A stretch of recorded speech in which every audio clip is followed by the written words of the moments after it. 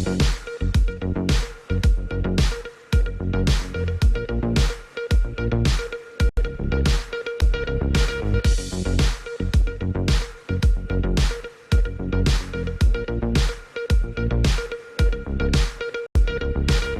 के समाचारों के प्रायोजक हैं खेमचंद पहलवान, पूर्व सदस्य उत्तर प्रदेश कांग्रेस कमेटी। नमस्ते, आप देख रहे हैं एमडी न्यूज। एमडी न्यूज के मेरदर्शन बुलेटिन में आप सभी का स्वागत है। आज के बुलेटिन के साथ मैं हूं निशा।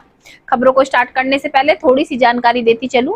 जी हां, हमारे उत्तर प्रदेश के मुख्यमंत्री 26 अगस्त को मेरठ पहुंचेंगे। इलेक्ट्रॉनिक चार्जिंग बसें चली हुई हैं, तो आप सभी जानते हैं उनके चार्जिंग स्टेशन का उद्घाटन करेंगे। साथ साथ जो भी अधिकारी हैं उनके कार्यों का जायजा लेंगे, कानून व्यवस्था का जायजा लेंगे। साथ साथ हमारे मेरठ के एसपी सिटी विनीत भटनागर का ट्रांसफर हो गया है और उनकी जगह पर पीयूष कुमार नए एसपी सिटी पहुंचे हैं। जी हाँ, कार्य को अपने बहुत ही अच्छे से विनीत भटनागर कर रहे थे, बहुत ही अच्छे से उन्होंने यहाँ पर अपना समय व्यतीत किया। अब उनकी जगह पर नए एसपी सिटी पीयूष कुमार कार्यभार संभालेंगे। साथ साथ मैं आपको ये भी बताती चलूं कि आज की खबरों के माध्यम से कृष्ण भगवान की छठी पूरे देश भर में बहुत ही हर्षोल्लास के साथ मनाई गई। वहीं हमारे मेरठ में भी जगह जगह पर कार्यक्रमों का आयोजन किया गया। साथ साथ छठी के कड़ी चावल का प्रसाद भक्तों में वितरित किया गया। पूजा अर्चना भजन कीर्तन का भी आयोजन किया गया। वहीं जल हमारे लिए कितना महत्वपूर्ण है, जल के विषय में जानकारी देने के लिए आज जिला अस्पताल में कार्यक्रम किए गए और सभी को जागरूक किया गया कि हमारे जीवन में जल का क्या महत्व है। वहीं पर महिलाओं द्वारा भी कार्यक्रम किए गए। आज आवर ड्रीम क्लब द्वारा कार्यक्रमों का आयोजन किया गया। श्री कृष्ण भगवान की छठी के उपलक्ष्य में मासिक मीटिंग आयोजित की गई, जिसमें महिलाओं ने जमकर धमाल मचाया। वहीं बिजली विभाग की लापरवाही भी सामने आई। जिला संबल में बिजली विभाग की लापरवाही के कारण खेत में जा रहे 11,000 वाट के जो वाट का लाइट का तार था, उसकी वजह से एक किसान की मौत हो गई। बहुत सी खबरें और भी हैं, आगे मैं आपको खबरों में दिखाऊंगी, तो जुड़े रहे मेयर दर्शन के साथ, देखते रहे मेयर दर्शन। सबसे पहले नजर डालते हैं आज की हेडलाइंस पर, जिसके प्रायोजक हैं zoom digital movie world. Mayor Darshan समाचारों के इस भाग के प्रायोजक हैं खेमचंद पहलवान, पूर्व सदस्य उत्तर प्रदेश कांग्रेस कमेटी व अध्यक्ष गांधी मार्ग व्यापार संघ मेरठ। 26 अगस्त को मेरठ पहुंचेंगे उत्तर प्रदेश के सीएम योगी आदित्यनाथ। मेरठ मंडल की समीक्षा बैठक के लिए फाइलें तैयार करने में जुटे अफसर। विकास कार्यों व कानून व्यवस्था पर मुख्यमंत्री की पैनी नजर। मेरठ के लोहिया नगर स्थित इलेक्ट्रॉनिक बस चार्जिंग स्टेशन का करेंगे लोकार्पण। हमेशा विवादों में रहने वाले मेरठ कैंट स्थित ऋषभ एकेडमी में आज फिर महिला टीचर से अन्य पुरुष टीचर द्वारा छेड़छाड़ का मामला आया सामने। महिला टीचर ने की शिकायत, स्कूल में नहीं हुई अभी तक कोई भी सुनवाई। पीड़िता को ही स्कूल परिसर में बनाया बंधक। महिला ने पुलिस को दी सूचना। मौके पर पहुंची पुलिस के पहुंचने के काफी देर तक भी नहीं खोला गया स्कूल का गेट। NIRF रैंकिंग 2022 में शानदार प्रदर्शन के साथ चंडीगढ़ यूनिवर्सिटी ने भारत के टॉप 10 विद्यालयों में 29वां रैंक किया हासिल। इस उपलब्धि के साथ चंडीगढ़ यूनिवर्सिटी भारत की बनी सबसे यंग यूनिवर्सिटी। चंडीगढ़ यूनिवर्सिटी के बैच 2022 कैंपस प्लेसमेंट में टॉप मल्टीनेशनल कंपनियों ने उत्तर प्रदेश के 1680 छात्रों को दिया प्लेसमेंट ऑफर। चंडीगढ़ यूनिवर्सिटी के प्रोफेसर चांसलर डॉक्टर RS बाबा ने CUCET 2022 के दूसरे चरण का किया विमोचन। कहा मिलेगी 45 करोड़ की स्कॉलरशिप। प्रेस वार्ता के माध्यम से दी जानकारी। एनवायरमेंट क्लब व जिला महिला चिकित्सालय के संयुक्त तत्वाधान में आज चिकित्सालय परिसर में किया गया जल सभा का आयोजन। इस अवसर पर क्लब संस्थापक सावन कनौजिया ने सभी को संबोधित करते हुए बताया जल का महत्व। आज के कार्यक्रम में महिलाओं को जल सहेली व पुरुषों को जल मित्र की उपाधि देकर जल की बूंद बचाने का किया आह्वान। इस अवसर पर क्लब संस्थापक सावन कनौजिया, प्रमुख चिकित्सा अधीक्षक डॉक्टर सुमन सिरोही, डॉक्टर उषा तोमर, नुपुर सिंह व अन्य सदस्य रहे मौजूद। मेरठ शहर में जगह जगह पर श्री कृष्ण की छठी का किया जा रहा आयोजन। आज छिपी टैंक पर भी श्री कृष्ण की छठी की गई आयोजित। कड़ी चावल का प्रसाद भक्तों में किया गया वितरित। आज के कार्यक्रम में विशेष रूप से आदेश कुमार बंसल, विपिन गुप्ता, मनोज अग्रवाल, दिवाकर शर्मा, शुभम अग्रवाल, प्रमोद गुप्ता, आदित्य शारदा आदि का रहा पूर्ण योगदान। नौचंदी स्थित 10 अवतार भगवान राधा कृष्ण मंदिर में श्री कृष्ण भगवान की छठी का किया गया आयोजन। सर्वप्रथम विष्णु सहस्त्र नामों के मंत्र द्वारा सफिटकेश्वर महादेव का किया गया अभिषेक व भजन कीर्तन के बाद भक्तों में बांटा गया कड़ी चावल का प्रसाद। आज के कार्यक्रम में समस्त पदाधिकारियों एवं कार्यकर्ताओं का रहा योगदान। एक भारत श्रेष्ठ भारत कार्यक्रम की श्रृंखला में आज आरजी इंटर कॉलेज मेरठ में अरुणाचल प्रदेश मेघालय प्रदेश की महिला जीवन संघर्ष को दर्शाते हुए नाटक प्रतियोगिता का किया गया आयोजन। सरस्वती वंदना से कार्यक्रम का किया गया शुभारंभ। प्रतियोगिता में 4 स्कूलों ने लिया भाग। सुंदर सुंदर महिला जीवन को दर्शाते हुए प्रस्तुत किए नाटक। स्कूल की प्रधानाचार्य ने छात्राओं के उत्साह की सराहना। अवर ड्रीम वर्ल्ड क्लब की मासिक मीटिंग आज श्री कृष्ण छठी के अवसर पर की गई आयोजित। रंग बिरंगे परिधान में महिलाएं आई सज संवर कर। क्लब की महिलाओं ने राधा कृष्ण के गीतों पर जमकर किया नृत्य व नाटिका। क्लब की अध्यक्षा रेखा सिंह ने कार्यक्रम की दी जानकारी। आई हुई अतिथि महिलाओं का किया सम्मान। राम सहाय इंटर कॉलेज मेरठ के प्रांगण में आज जनपदीय बालिका वर्ग की खो खो प्रतियोगिता का किया गया आयोजन। प्रतियोगिता में मेरठ जनपद की जूनियर व सीनियर वर्ग की बालिका टीमों ने किया प्रतिभाग। सर्वप्रथम विद्यालय के प्रधानाचार्य एवं क्रीड़ा प्रभारियों ने संयुक्त रूप से फीता काटकर खेल का किया शुभारंभ। स्कूल के प्रधानाचार्य ने सभी बालिकाओं को संबोधन करते हुए लक्ष्य पर ध्यान केंद्रित कर खेलने के लिए किया प्रेरित व सफल टीमों को दी हार्दिक शुभकामनाएं।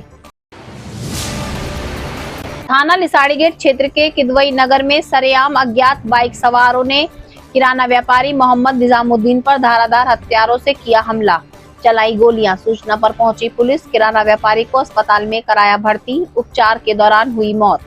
इलाके में मचा हड़कंप। पोस्टमार्टम के लिए भेजा शव। आसपास लगे सीसीटीवी कैमरों के आधार पर पुलिस लगी जांच में। आज ग्राम सरावा में कुतवे आलम औलादे गौसे आजम हजरत हाफिज सैयद मोहम्मद इब्राहिम शाह का 72वां सालाना उर्स मनाया गया शानो शौकत से। आज उसमें गुलपोशी, चादरपोशी व लंगर का किया गया आयोजन। आज के प्रोग्राम में दरगाह के मौलाना हामिदुल्लाह राजशाही ने सभी को दिया संदेश। कहा, हमें अपने बुजुर्गों का करना चाहिए सम्मान व जाति धर्म को भुलाकर अपने मुल्क की करनी चाहिए हिफाजत। हर एक व्यक्ति से करना चाहिए प्रेम। कुन्नौर थाना धनारी क्षेत्र गांव भिरावटी मजरा मलुआ निवासी किसान की ईख के खेत में हाई टेंशन 11,000 का करंट उतरने से दर्दनाक मौत। परिवार में मचा कोहराम। डॉक्टर ने किया मृत घोषित। मौके पर पहुंची पुलिस टीम। पोस्टमार्टम के लिए भेजा शव। मृतक के भाई लाला राम ने बिजली विभाग पर लगाया लापरवाही का आरोप। कार्रवाई की मांग। अब खबरें विस्तार से। जैसा कि आप सभी जानते हैं, उत्तर प्रदेश के मुख्यमंत्री पूरी व्यवस्था को दुरुस्त करने में लगे हुए। हर तरीके से अवैध रूप से कब्जा करने वालों के खिलाफ शिकंजा कसा जा चुका है। वहीं कानून व्यवस्था को दुरुस्त किया जा रहा है। तो 26 अगस्त को उत्तर प्रदेश के मुख्यमंत्री मेरठ पहुंचेंगे। क्रांति धरा पर ही रुकेंगे। साथ साथ जो इलेक्ट्रॉनिक बसें चलाई गई हैं, इलेक्ट्रॉनिक बसें अब जो है गाजियाबाद दिल्ली के लिए भी चलाई गई हैं, उनके चार्जिंग स्टेशन का लोकार्पण करेंगे। सभी अफसरों में अफरा तफरी मची हुई है। अफरा तफरी मचने के साथ साथ सभी अपने कार्य को पूरा करने में लगे हुए हैं, क्योंकि उत्तर प्रदेश के मुख्यमंत्री जहां लोकार्पण करने के लिए पहुंचेंगे तो वहीं पर वो अन्य विभागों के अफसरों के कार्यों का भी जायजा लेंगे, कानून व्यवस्था को भी चेक करेंगे। आपको मैं बताती चलूं, हमारे मेरठ के एसपी सिटी विनीत भटनागर का तबादला हो गया है और वो गौतम बुद्ध नगर ट्रांसफर हो गए हैं। उनकी जगह पर पीयूष कुमार कार्यभार संभालेंगे। कैंट रोड स्थित ऋषभ एकेडमी काफी सुर्खियों में रहा है। आप सभी जानते हैं ऋषभ एकेडमी काफी सुर्खियों में काफी समय से चला आ रहा है। कोई ना कोई घटना उस स्कूल को लेकर के रोज सामने आ रही है। आज भी मैं आपको बताती चलूं, महिला एचओडी गृह विज्ञान की अध्यापिका ने आज इंसाफ के लिए आवाज उठाई। महिला का कहना है कि उसको कमरे में बंद कर दिया गया, स्कूल प्रांगण में बंद कर दिया गया और पुलिस भी पहुंच चुकी, लेकिन उसके बाद भी महिला को बंधक बनाकर ही रखा गया। पूरा मामला मैं आपको बताती चलूं, अभी 2-3 दिन पहले महिला का कहना है कि कंप्यूटर टीचर द्वारा महिला के साथ अभद्र व्यवहार किया गया, गाली गलौज की गई और उसकी शिकायत प्रिंसिपल ऑफिस में जो एचओडी हैं उनसे करने के बाद भी सुनवाई नहीं की गई और महिला को स्कूल से हटाने की धमकी दी गई। आज महिला जब अपने कार्य पर सुबह पहुंची तो उसको स्कूल से रस्टिकेट कर दिया गया, उसको स्कूल में बता दिया गया कि आपकी सेवाएं समाप्त कर दी गई हैं। महिला ने जब इसके लिए ऑब्जेक्शन किया तो उसको स्कूल प्रांगण में ही बंधक बनाकर बैठाया गया। काफी देर तक बंधक बनाने का मामला सामने आया। महिला ने पुलिस को सूचना दी। मौके पर पुलिस पहुंची, महिला के परिवार के सदस्य पहुंचे, लेकिन काफी देर तक स्कूल के विद्यालय के गेट नहीं खोले गए। महिला उत्पीड़न का शिकार महिला ने आज इंसाफ के लिए आवाज उठाई। उसने कहा कि ऋषभ एकेडमी में महिलाओं जो टीचर हैं, यहाँ पर महिला टीचर, उनके साथ उत्पीड़न किया जा रहा है। उनकी सैलरी कुछ और होती है, उनको सैलरी दी कुछ और जा रही है। उनके साथ अभद्र व्यवहार करने वाले शिक्षकों का साथ दिया जाता है, अभद्र व्यवहार करने वाली शिक्षिकाओं का साथ नहीं दिया जाता। जो उनके साथ अभद्र व्यवहार कर रहे हैं, छेड़छाड़ कर रहे हैं, ऐसे अध्यापकों को सपोर्ट किया जाता है। महिला टीचर यहाँ पर सुरक्षित नहीं है और बिना बताए ही किसी टीचर को, जबकि वो 10 साल से वहां पर कार्य कर रही हैं, लेकिन उसके बाद भी बिना बताए टीचर को किसी गलती के बिना ही हटाने की धमकी दी गई। अब देखना ये होगा कि कानून द्वारा स्कूल प्रशासन पर क्या कार्रवाई की जाती है। गौरव राजपूत एक टीचर है, टीचर उसने मेरे से बदतमीजी की, छेड़खानी की और मेरे साथ अब्यूजिंग लैंग्वेज यूज करी और लड़ता वो मेरे साथ बदतमीजी करते। जब मैंने प्रिंसिपल से, जो ये झूठा प्रिंसिपल बैठा है, उसके साथ उससे कंप्लेंट की, उसे बचाने के लिए मुझे नौकरी से निकालने की धमकी दे रहा है। और मुझे देखो तालों में बंद कर दिया गया है, मुझे तालों में सुबह से बंद कर दिया गया है, मुझे न खोला और मुझे जान से मारने की धमकी दे रही है। मेरे साथ छेड़खानी तक की गई है। तो आप खुद देखिए जरा कितनी बदतमीजी हो रही है। और 1000 मेरा बीपी हाई हो चुका है, मेरे को हार्ट प्रॉब्लम भी हो सकती है, मेरी थायराइड। उस दिन भी मेरे को इतनी मेरे साथ बदतमीजी की गई और अंदर बैठे हुए यही काम कराते रहते। मैं त्रिवेणी जैन, मैं हूँ एक होम साइंस टीचर, एचओडी की पोस्ट पे यहाँ काम कर रही हूँ 10 सालों से। और मेरे साथ 2-3 दिन पहले गौरव राजपूत ने कंप्यूटर रूम में बदतमीजी की, अब्यूजिंग लैंग्वेज यूज़ की और छेड़खानी तक करने की कोशिश की। जब मैंने उसे रोकने की कोशिश की तो उसने बदतमीजी की इतनी हदें पार कर दी कि मेरा बीपी हाई हो गया, मुझे हार्ट प्रॉब्लम तक होने को शुरू हो गई। मैं ये कंप्लेंट करने के लिए जब प्रिंसिपल ऑफिस आई तो उन्होंने मेरी ही गलती निकाली, उसे बचाया गया और उसे बचा के आज भी, और मुझे इस तरह से धमकी दी गई कि अगर तुमने इसे नहीं बचाया, इसके लिए कंप्लेंट करी, स्कूल कंप्लेंट भी की, तो आपको निकाल दिया जाएगा।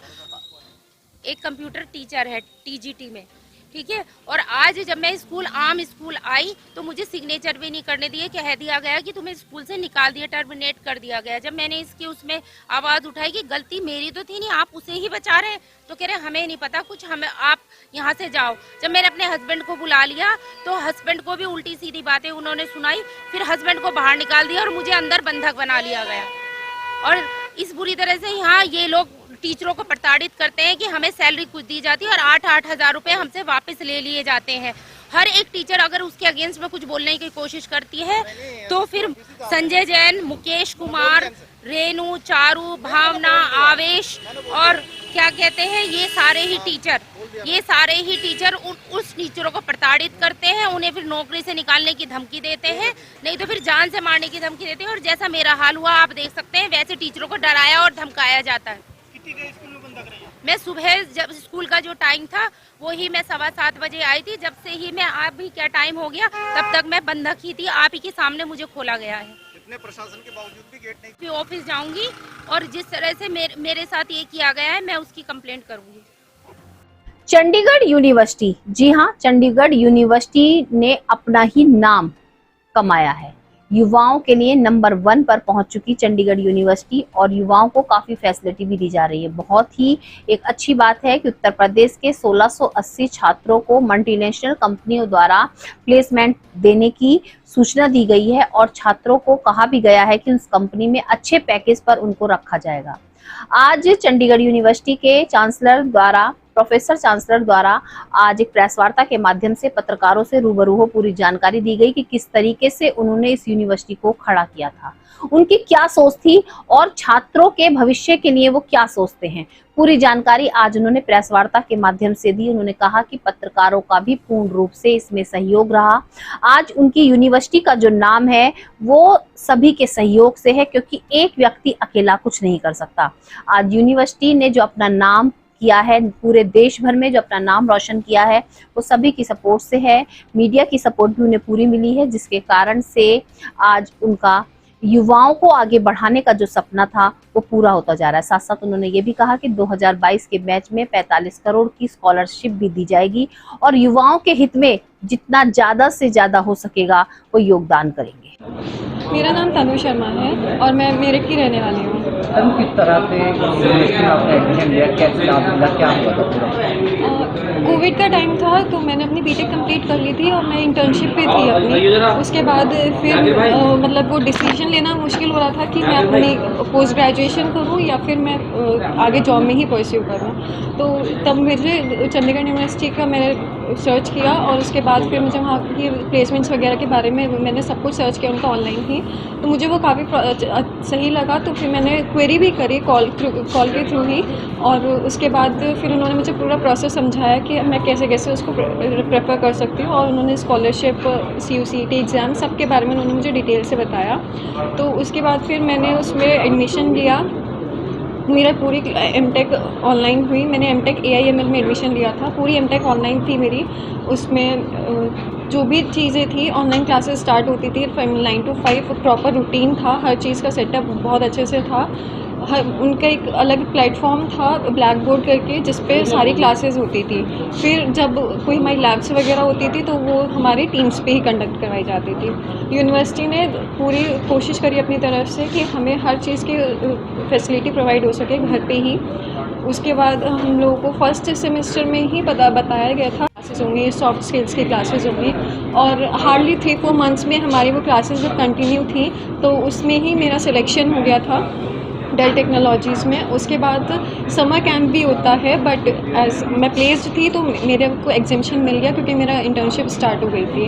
बट ये समर कैंप्स होते हैं यूनिवर्सिटी में, और उसमें एप्टीट्यूड, सॉफ्ट स्किल्स, आपकी कोई भी सब्जेक्ट अगर वीक है तो उसकी क्लासेस भी अलग से आपको प्रोवाइड करवाई जाती है। वो हमें ऑनलाइन मोड में भी प्रोवाइड की थी और ऑफलाइन मोड में भी प्रोवाइड की जाती है। मेरा नाम डॉक्टर आरिस बाबा है और मैं चंडीगढ़ विश्वविद्यालय का प्रो चांसलर हूँ।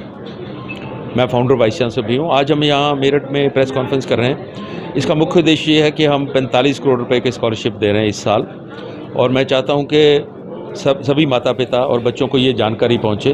और ये जो स्कॉलरशिप है, इसका जो हमारा उद्देश्य है वो ये है कि कोई भी होनहार विद्यार्थी वो रह ना जाए, वंचित ना रह जाए उच्च शिक्षा से और प्रोफेशनल एजुकेशन से जो हम प्रोवाइड कर रहे हैं वर्ल्ड क्लास इंफ्रास्ट्रक्चर। इसीलिए बच्चे को ये एडवाइस है कि वो हमारी वेबसाइट पे जाए cuchd.in, उस पर CUSET Chandigarh university common entrance पे क्लिक करके रजिस्टर करें, अपनी मर्ज़ी का विषय चुनें, अपनी मर्ज़ी का दिन चुनें और अपनी मर्ज़ी का समय चुनें, और अपने घर में बैठ के ये टेस्ट दें।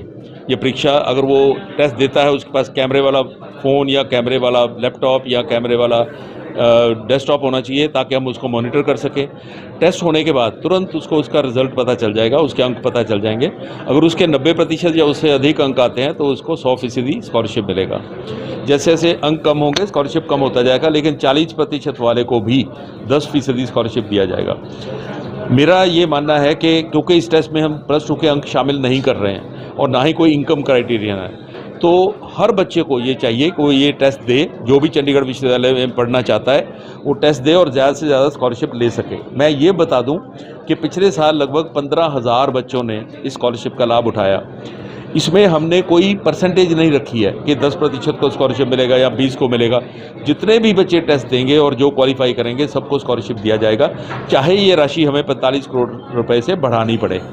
ये स्कॉलरशिप पूरी डिग्री के लिए होगा और बच्चे को 7.5 ग्रेड पॉइंट मेंटेन करनी पड़ेगी, और उसका कोई किसी विषय में फेल नहीं होना चाहिए, लेक्चर शॉर्ट नहीं होने चाहिए, इनडिसिप्लिन नहीं होना चाहिए। अदरवाइज ये पूरी डिग्री के लिए स्कॉलरशिप मिलेगा। मैं क्या टारगेट रखा आपने कि इतने बच्चे को सेलेक्ट किया जाएगा? नहीं, मैंने वही बताया ना, इसमें हमने कोई टारगेट नहीं रखा। जितने भी बच्चे आएंगे, जब तक हमारी सीटें भर जाती हैं पूरी की पूरी, तब तक हम सभी बच्चों को स्कॉलरशिप देते रहेंगे, चाहे 100% लोग स्कॉलरशिप ले जाएं। अच्छी बात है। कब तक चलेगा ये, कब तक है ये? अभी जो प्रेजेंट है ये 31 अगस्त तक चलेगा, और उसके बाद अगर आवश्यकता पड़ी, अगर हमारी एडमिशन नहीं होती है तो हम 15 सितंबर तक भी इसको ले जा सकते हैं। लेकिन मेरी ये अपील रहेगी माता पिता को कि 31 अगस्त तक अपनी मर्जी का दिन, विषय और समय चुन के अपने घर में बैठ के ये परीक्षा अपने बच्चों से ज़रूर दिलवाएं। और हमारे पास जो हमने वर्ल्ड क्लास इंफ्रास्ट्रक्चर बनाया है, लाभ उठाएं उसका, क्योंकि हमारा जो इस साल का पैकेज है 1,70,00,000 का पैकेज बच्चे को मिला है, अमेरिकन कंपनी है। एवरेज हमारा पैकेज 7 लाख का होता है। हमारी जो फीस है वो ज़्यादा से ज़्यादा 1 लाख रुपए पर सेमेस्टर होती है, वो भी कुछ कोर्सेज़ की, बाकियों की फीस जो है 50,000 के करीब है। तो ये सारी जानकारी हमारी वेबसाइट पे है, मैं वेबसाइट बता देता हूँ दोबारा, cuchd.in, वहाँ पे जाके पूरी जानकारी हासिल करें। उसके बाद अगर कोई जानकारी चाहिए तो हमारी एडमिशन टीम के पास जा सकते हैं। और मैं ये भी चाहूँगा कि माता पिता और बच्चे हमारे विश्वविद्यालय को विजिट करें, खुद जाके देखें कि किस तरह का विश्वविद्यालय है। हम A+ एक्रेडिटेड यूनिवर्सिटी हैं, QS एशिया रैंक्ड यूनिवर्सिटी हैं, QS वर्ल्ड रैंक यूनिवर्सिटियाँ, और इन सभी क्षेत्रों में हम भारत की, एशिया की और विश्व की सबसे कम उम्र की यूनिवर्सिटी हैं जिसको कि ये सम्मान मिला है। हमारी जो NRF रैंकिंग है, नेशनल रैंकिंग, वो 29 है यूनिवर्सिटीज़ में। तो ये सारी जानकारी जो है हमारी वेबसाइट पे भी पड़ी है। माता पिता अपनी तसल्ली करें, लेकिन हमारे स्कॉलरशिप स्कीम का लाभ उठाएं। जल हमारा जीवन है, जल के बिना जीवन अधूरा है। जी हाँ, ये कहावत आप बहुत समय से सुनते आ रहे हैं, लेकिन फिर भी जल संरक्षण या जल की सुरक्षा के विषय में ध्यान नहीं देते। आज मैं आपको बताती चलूं, एनवायरमेंट क्लब और जिला महिला चिकित्सालय द्वारा आज जो है जिला अस्पताल के प्रांगण में कार्यक्रम का आयोजन किया गया। उस कार्यक्रम में सभी जो वहां पर मरीज के तीमारदार थे वो भी उपस्थित रहे। एनवायरमेंट क्लब के सदस्य और अस्पताल के सदस्य भी मौजूद रहे। आज जल संरक्षण को लेकर के एनवायरमेंट क्लब के अध्यक्ष ने पूरी जानकारी दी और बताया कि हमें किस तरीके से जल को संरक्षण करना चाहिए, बरसात के जल को इकट्ठा करके हम किस कार्य में यूज कर सकते हैं, पानी की टंकियों को खुला ना छोड़ें, दाल सब्जियां धोने का पानी हम कैसे इस्तेमाल कर सकते हैं, कपड़े धोने का पानी हम कैसे इस्तेमाल कर सकते हैं। सभी चीजों की जानकारी सभी को दी गई, क्योंकि जल की एक एक बूंद बहुत कीमती है और उसे अगर हम बचाएंगे तो ही जल का संरक्षण हो सकता है। साथ साथ मैं आपको ये भी बताती चलूं, आज के कार्यक्रम में जो महिलाएं थी उनको जल मित्र और पुरुषों को भी जल मित्र बनाया गया और उनको समझाया गया कि आगे भी वो सभी को जागरूक करें और जल सहेली बनने के बाद उनको जल कैसे संरक्षण करना है, इस विषय में सभी को जागरूक करें। कैमरे फोन का जमाना है, पानी बहाने से पहले 10 बार सोच लीजिए।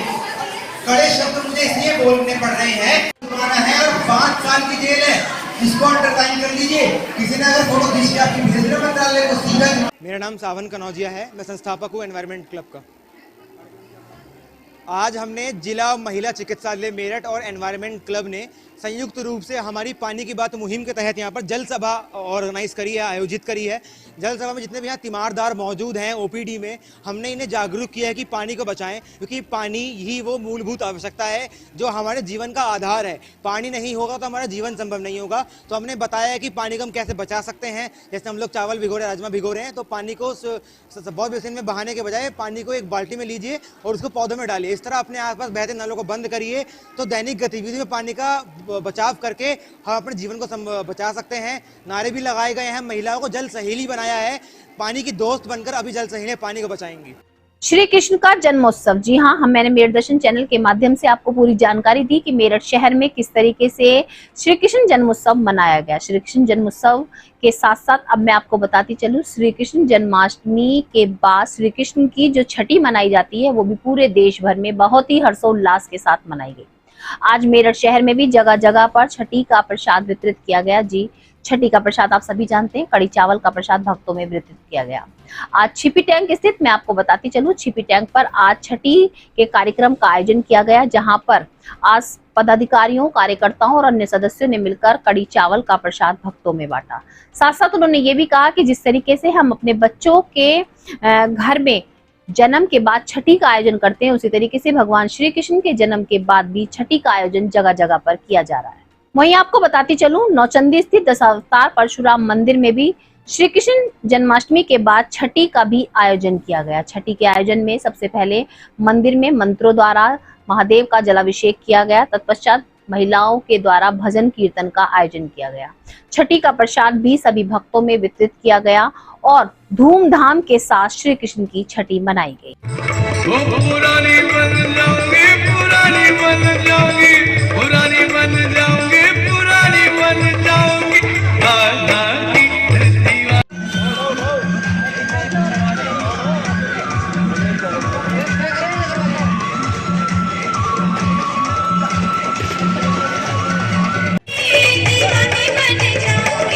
अब मैं आपको बताती चलूं, श्री कृष्ण जन्माष्टमी के बाद छठी का जो पर्व है पूरे देश भर में हर्षोल्लास से मनाया जा रहा है। मैं आपको लगातार दिखा रही हूँ मंदिरों में किस तरीके से कार्यक्रम किए गए। तो वहीं मैं आपको बताती चलूं, आवर ड्रीम क्लब द्वारा भी आज श्री कृष्ण छठी के अवसर पर मासिक मीटिंग का आयोजन किया गया। सभी महिलाएं रंग बिरंगे परिधान में सज संवर कर आईं, राधा कृष्ण के गीतों पर जमकर झूमी। आज का जो मुख्य आकर्षण रहा वो रहा कि एक नृत्य नाटिका वृद्धा और श्री कृष्ण के प्रेम को दर्शाया गया कि भगत के दिल में है भगवान। जी हाँ, ये गाना बहुत ही फेमस है। आज उस पर नृत्य नाटिका प्रस्तुत की गई जो सभी के मन को छू गई। आज क्लब की जो अध्यक्षा हैं उनके द्वारा जानकारी दी गई कि इस तरीके के कार्यक्रम करने का उनका मेन मकसद क्या होता है और महिलाओं का उत्साह भी नजर आता है। आज आई हुई सभी अतिथि महिलाओं को सम्मानित भी किया गया। इतने नटखट, इतने शैतान थे कि ये बेचारी बहुत दुखी है। इतने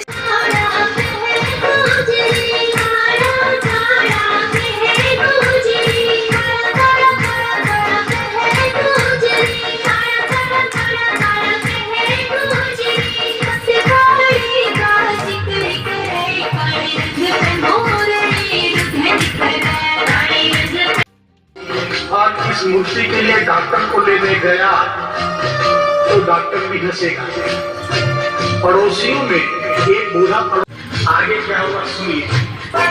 जो ही सीने से लगाया और डॉक्टर चकराया।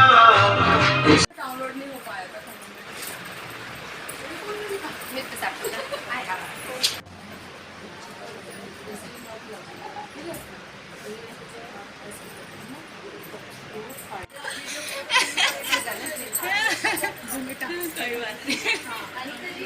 महिला जीवन कितना कठिन है। जी हाँ, हर देश की हर क्षेत्र की महिला कठिनाइयों के बीच रहती है। महिला के जीवन में बहुत सी कठिनाइयां होती हैं, लेकिन हर एक के जीवन से हम रूबरू नहीं होते। हर एक के जीवन की परेशानियां हमें पता नहीं होती। इन सब चीजों की जानकारी के लिए छात्राओं को जागरूक किया जा रहा है। हर एक महिला के विषय में जानकारी दी जा रही है।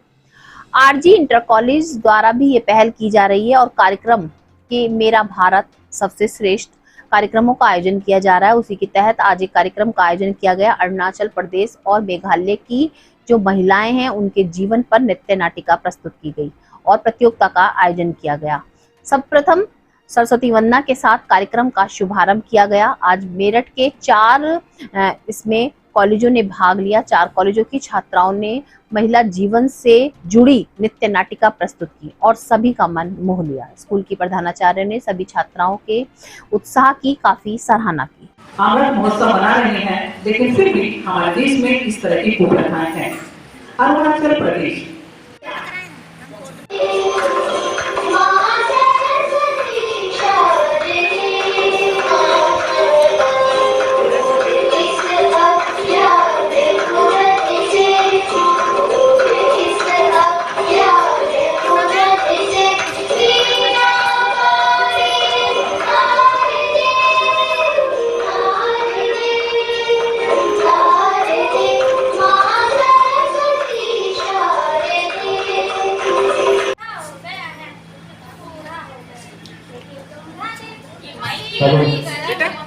बेटा माइक ले लो।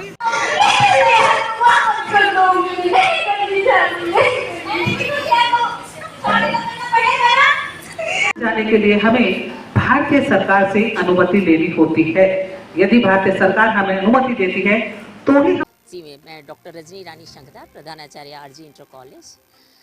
आज हमारे यहाँ एक भारत श्रेष्ठ भारत श्रृंखला के अंतर्गत जो हमारी केंद्र सरकार है इसके द्वारा ये मुहिम चलाई जा रही है, जिससे कि पूरे देश की जितने प्रांत हैं उन सभी से प्रत्येक भारत का नागरिक वाकिफ़ हो सके, वहाँ की संस्कृति से, वहाँ की भाषा से, वहाँ की कल्चर से, जिससे कि एकत्व की भावना हमें आए। विविधता में एकता जो हमारे देश में है वो वास्तव में हर बच्चा उस बात को समझ पाए।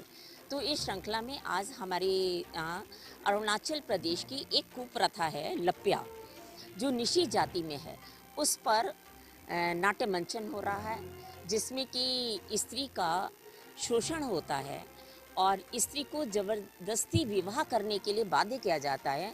और जब वो मानती नहीं है, विवाह करने के लिए तैयार नहीं होती है, तो उसको पेड़ के लकड़ियों से, गट्ठर से उसे जो है कीलों से ठोक कर बांध दिया जाता है और तब तक उसे प्रताड़ित किया जाता है जब तक वो विवाह के लिए तैयार नहीं हो जाती। अगर वो फिर भी विवाह को तैयार नहीं होती है तो उस परिस्थिति में भी ज़बरदस्ती विवाह करते हैं और विवाह करने के बाद जब तक वो गर्भवती नहीं होती तब तक उसको नहीं छोड़ा जाता।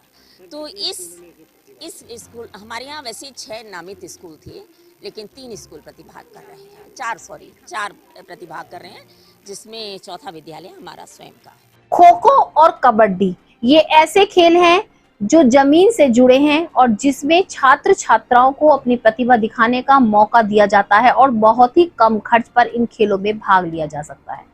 आप सभी जानते हैं कि ये खेल कहीं लुप्त से हो गए हैं, लेकिन फिर से प्रयास किया जा रहा है स्कूल कॉलेजों द्वारा, इन खेलों को उभारा जा रहा है। अभी मैंने पिछले दिनों आपको दिखाया था कि कबड्डी प्रतियोगिता का आयोजन किया गया और 3-4 दिन रामसहा इंटर कॉलेज में कबड्डी प्रतियोगिता चली और दूर दूर से आए कबड्डी टीमों ने प्रतिभाग भी लिया। पुरस्कृत बच्चों को बड़ी बड़ी ट्रॉफी देकर सम्मानित भी किया गया। तो आज मैं आपको बताती चलूं, रामसहा इंटर कॉलेज के मैदान में आज फिर से खो खो प्रतियोगिता का आयोजन किया गया, जिसमें बालिका वर्ग और सीनियर वर्ग की छात्राओं ने अपना जमकर प्रदर्शन किया। आज कई कॉलेजों के छात्र यहाँ पर पहुंचे, मेरठ के ही नहीं मेरठ के आसपास की कई टीमों ने, इसमें बालिका वर्ग की टीमों ने भाग लिया। स्कूल के प्रधानाचार्य और जो टीमों के कोच थे उनके द्वारा सबसे पहले फीता काट करके खो खो जो खेल प्रतियोगिता थी उसका शुभारंभ किया गया। स्कूल के प्रधानाचार्य द्वारा सभी छात्राओं को जागरूक किया गया, बताया गया कि मन में जीत हार को लेकर ना खेलें, अपने लक्ष्य को लेकर खेलें, क्योंकि जब तक हम अपना लक्ष्य नहीं सोचेंगे, जीत हार सोचेंगे तो हम आगे नहीं बढ़ सकते। हमें अपने लक्ष्य को निर्धारित करना चाहिए, तब अपने कदमों को बढ़ाना चाहिए। साथ साथ उन्होंने ये भी कहा कि हर टीम को अपना प्रदर्शन ईमानदारी से करना चाहिए, हार हो या जीत हो ये बात की बात है, लेकिन ईमानदारी सबसे पहले दिखानी चाहिए। आज जनपदीय खो खो प्रतियोगिता है, जिसमें 2 साल से बाद ये प्रतियोगिता हुई है। बालकों में बड़ा उल्लास है और बढ़ चढ़ के भाग ले रहे हैं, जिसमें मेरठ के 6 क्षेत्र इसमें प्रतिभाग करा है, जिसमें मेरठपुर, मेरठ, माछरा, लावड़ क्षेत्र, ढौली क्षेत्र, पांचली क्षेत्र और कंकाखेड़ा क्षेत्र। ढौली क्षेत्र इन बच्चों ने बढ़ चढ़ के भाग ले रहे हैं और बड़ा अच्छा लग रहा है। बच्चे भी बड़े उल्लास के साथ, पूरे जोर के साथ जीतने का प्रयत्न कर रहे हैं। अब मैं आपको बताती चलूं, सलावा में 72वां उर्स मनाया गया। जी हाँ, उर्स काफी शान शौकत के साथ मनाया गया और आज वहां पर कार्यक्रम जो किए गए उसके बारे में थोड़ी सी आपको जानकारी देती चलूं।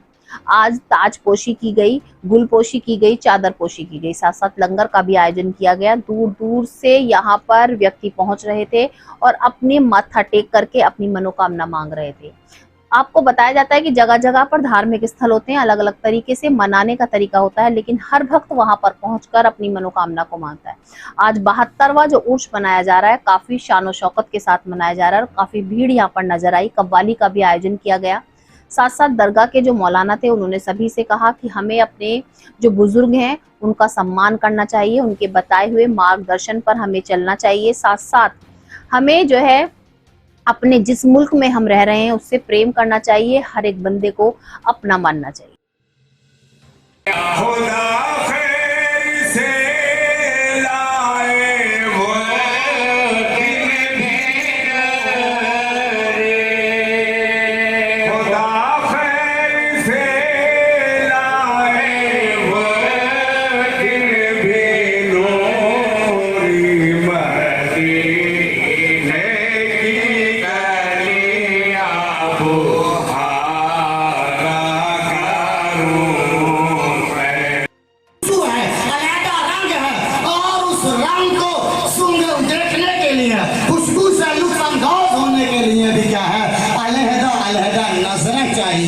जो जिस नजर से आता है, जिस नजर से देखता है, वो उसी नजर से।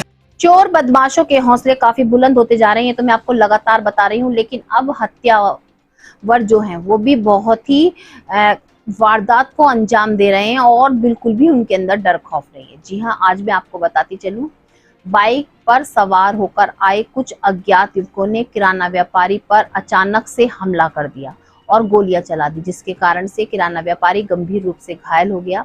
बाइक सवार वहां से फरार हो गए। सूचना पर पुलिस पहुंची। किराना व्यापारी को अस्पताल में भर्ती कराया गया, लेकिन उपचार के दौरान उनकी मौत हो गई।